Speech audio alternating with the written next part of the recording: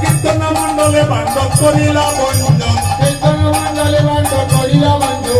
সত্যব্রত কীন করি ভূমে ফেলাইল অবশেষে বন্ধ মানে প্রসাদ লইল